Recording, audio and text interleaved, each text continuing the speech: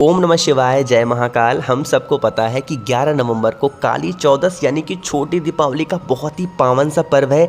साथ ही साथ इस दिन मासिक शिवरात्रि भी पड़ रही है, जो कि इस दीपावली के पर्व को और भी खास और भी विशेष बनाती है ना। तो आज की इस पूरी वीडियो में छोटी दीपावली पे हम लोग करने वाले 3 उपाय की बात करेंगे, जो कि पूज्य गुरु जी की कथा से सुन के बहुत अच्छे से आपको समझाऊंगा।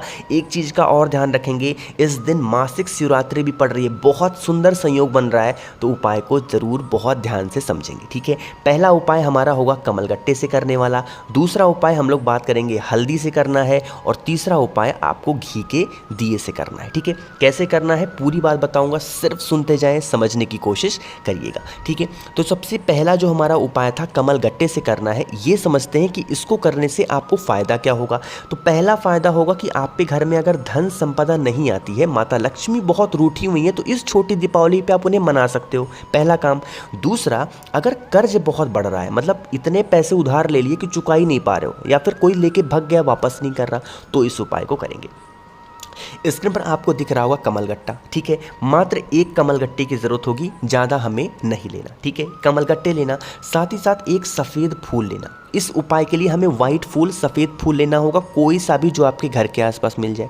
इन दोनों चीज़ों को लेना, साथ ही साथ एक तांबे का लोटा लेना। ठीक है, और इस तांबे के लोटे में क्या करोगे, जल भरना अपने घर से। जो एक कमलगट्टा मैंने आपको दिखाया, उस एक कमलगट्टे को भी इसी कलश के अंदर डाल देना। इस कलश को उठाना और लेके चले जाना महादेव के शिवलिंग के पास में। फेस रखना उत्तर दिशा, नॉर्थ डायरेक्शन। आपके पास में एक सफ़ेद फूल भी है, अरे है कि नहीं है, उस सफ़ेद फूल को 3 जगहों पे टच कराना। कौन कौन सी जगह पे? सबसे पहली जगह जो भोले शंकर की सबसे प्रिय पुत्री हैं माता अशोक सुंदरी, इनके स्थान पे उस एक सफ़ेद फूल को टच कराओगे। ठीक है, टच करा दिया, उसके बाद फिर इस सफ़ेद फूल को उठाना, माता के हस्त कमल पे कटी भाग पे टच कराओगे। यहाँ पे टच कराया, उसके बाद सबसे लास्ट में महादेव के शिवलिंग के ऊपर उस एक सफ़ेद फूल को समर्पित करेंगे, माता रिद्धि सिद्धि का नाम लेके, माता लक्ष्मी का स्मरण करते हुए। ठीक है, पहला काम समझ में आ गया। अब इसी सफ़ेद फूल के ऊपर जो आपके पास में कमलगट्टे का जल है, वो महादेव के शिवलिंग के ऊपर समर्पित करेंगे। उसी सफ़ेद फूल के ऊपर, कहीं और नहीं समर्पित करना, सिर्फ उसी सफ़ेद फूल के ऊपर समर्पित करोगे। जल की धार बिल्कुल स्लो मोशन में, धीरे धीरे, ताकि उस जल का एक भी छींटा आपके पैरों पे ना पड़े। जब हम जल चढ़ाते हैं महादेव को, अगर महादेव को चढ़ाया हुआ जल हमारे पैरों पे पड़ता है, तो इससे लक्ष्मी क्षीण होती है, मतलब हमारे घर से माता लक्ष्मी रूठ जाती हैं। इस चीज़ का ध्यान रखने, इसीलिए मैं हमेशा कहता हूँ कि जल की धार बहुत धीरे धीरे गिराया करिए। ठीक है, समझ में आई बात मेरी? जब गिराओगे तो कमलगट्टा भी यहीं कहीं गिर जाएगा, गिरेगा। पूजन अर्चना करके, प्रार्थना करने के बाद जो कमलगट्टा आपको यहाँ पे गिरा हुआ मिल जाए, उसको वहाँ से उठाएं, लेके आप चले आएँ उसको अपने घर पे, और अपनी तिजोरी में जहाँ पर भी आप रुपए, पैसे, गहने, जेवरात रखते हैं, कपड़े अपने, वहाँ पर ले जाना, उस एक कमलगट्टे को रख देना। पूरे साल आपके घर में कभी धन की कमी नहीं हो सकती है, हमेशा माता लक्ष्मी का वास आपके घर में बना हुआ होगा, है ना। इस उपाय को कर सकते हैं, सुबह करना चाहे सुबह करें, शाम को करना चाहे शाम को करें, इसकी कोई दिक्कत नहीं है। समझ में? चलो, तो यहाँ पर हम सभी लोगों ने पहले उपाय की बात कर ली है। अब हमारा जो दूसरा उपाय था आज की वीडियो का, वो था हल्दी से करने वाला, है ना। अब हल्दी से कैसे करोगे समझते हैं। अब हल्दी से करने के लिए हमें ज़रूरत होगी एक धतूरे की, लेकिन धतूरे को समझने से पहले ये समझो कि इस उपाय को अगर आप करते हो तो कौन सी चीज़ की आपको लाभ होगा।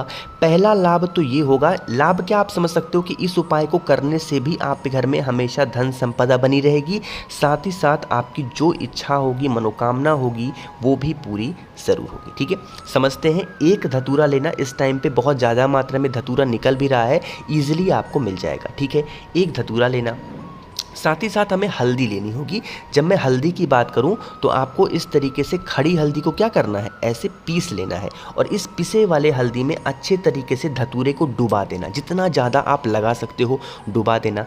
डुबाने के बाद लेके चले जाना महादेव के शिवलिंग के पास में। इस उपाय को करने का एक टाइम निर्धारित है, और वो है रात्रि 12 बजे। कब? रात में 12 बजे। कहोगे भैया रात को 12 बजे कौन सा मंदिर खुला हुआ होता है, आप कैसी बात कर रहे हो? तो इस उपाय को कोई ज़रूरी नहीं कि आप मंदिर मंदिर में ही करें। इस उपाय को महादेव का शिवलिंग तो आपके घर के आसपास होगा ही होगा, कहीं ना कहीं आपके घर में ही होगा, तो वहाँ पे रात्र में 12 बजे जो एक धतूरा आपके पास में है हल्दी लगा हुआ, वो महादेव के शिवलिंग के ऊपर समर्पित करेंगे। यहीं पे काफ़ी लोग कहेंगे भैया हल्दी तो महादेव को नहीं चढ़ती है, फिर कैसे? तो मुझे नहीं पता चढ़ती है कि नहीं चढ़ती है, जैसा मैंने गुरुजी की कथा में सुना है वही आपको समझा रहा हूँ, ठीक है।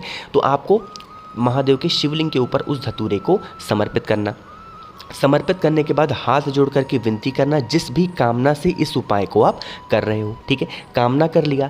कामना करने के बाद में कम से कम 20 से 25 मिनट तक इस धतूरे को महादेव के शिवलिंग के ऊपर रखा रहने दो। 12:30 बजे इस धतूरे को एक लाल कपड़े में बांध करके और वहीं पे महादेव के शिवलिंग के पास में छोड़ देना, ठीक है।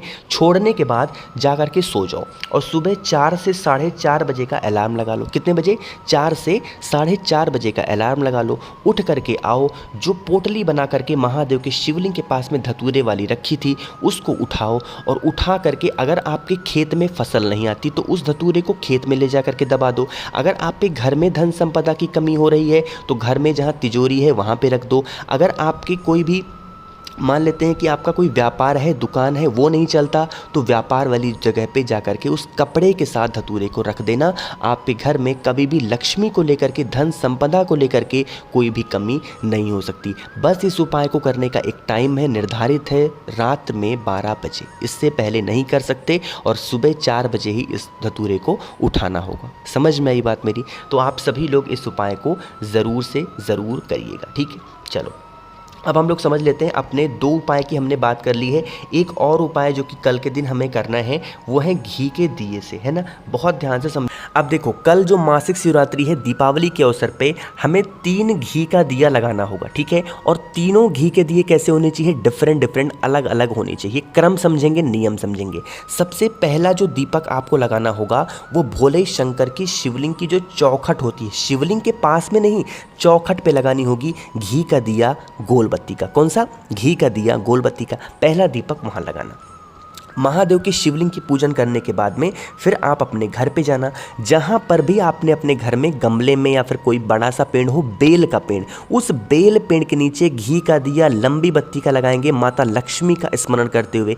जब घी का दिया लगाएंगे माता लक्ष्मी के नाम की, तो उस घी के दिए के नीचे थोड़ा सा चावल ज़रूर रख देंगे, थोड़ा सा आसन ज़रूर बिछाएंगे, ठीक है। समझ में आई बात मेरी ना? तो आपको दूसरा दीपक कहाँ पे लगाना है? बेल पेड़ के नीचे।